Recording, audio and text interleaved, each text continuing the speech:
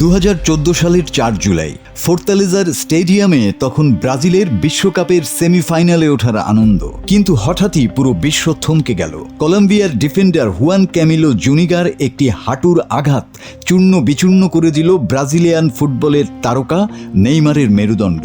বলের নিয়ন্ত্রণ ছাড়া পেছন থেকে আসা এই আঘাত ফুটবল ইতিহাসের অন্যতম কালো অধ্যায়। বিশ্বব্যাপী প্রশ্ন ওঠে, এটি কি কেবলই একটি ফাউল ছিল নাকি অপরাধ? ফুটবল একটি শারীরিক সংস্পর্শের খেলা, কিন্তু জুনিগার চ্যালেঞ্জে কোনো বল পাওয়ার চেষ্টা ছিল না। তার হাঁটু সরাসরি আঘাত হানে নেইমারের কশেরুকায়। চিকিৎসকরা বলেছিলেন আঘাতটি আর মাত্র 2 সেন্টিমিটার নিচে হলে নেইমার চিরতরে পঙ্গু হয়ে যেতেন। মাঠে প্রতিপক্ষকে পঙ্গু করে দেওয়ার এমন উদ্দেশ্যপ্রণোদিত আঘাত কখনোই অখেলোয়াড় সুলভ শব্দের আড়ালে ঢাকা পড়তে পারে না। এটি ছিল পরিষ্কার মাঠের ভেতরে খেলার নামে এক অপরাধ, যদিও এর ফলে জুনিগাকে কোনো শাস্তির মুখে পড়তে হয়নি। রেফারি হয়তো সেদিন হলুদ কার্ডও দেখাননি, কিন্তু ফুটবল নিয়তি নেইমারকে তার চেয়েও বড় শাস্তি দিয়ে দেয়।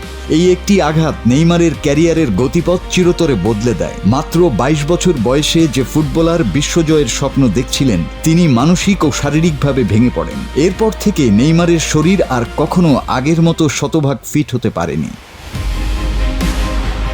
2014 সালের সেই ভয়াবহ চোট কাটিয়ে বার্সেলোনার হয়ে নেইমার যখন অনুশীলনে মেসি সুয়ারেজের সাথে বল পায়ে নিখুঁত পাসিং আর ড্রিবলিং শুরু করেন, তখনই জন্ম নেয় ফুটবল ইতিহাসের অন্যতম সেরা আক্রমণ ভাগ, যা এমএসএন ট্রয়ো নামে ফুটবল ইতিহাসের দুর্লভ মুহূর্ত হয়ে আছে।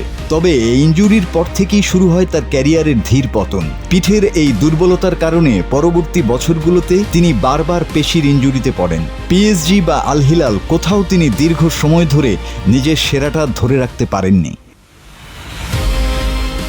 প্রতিভার দিক থেকে যিনি মেসি রোনালদোর কাতারে, ঘন ঘন ইনজুরির কারণে তিনি আজ এক ট্র্যাজিক নায়ক।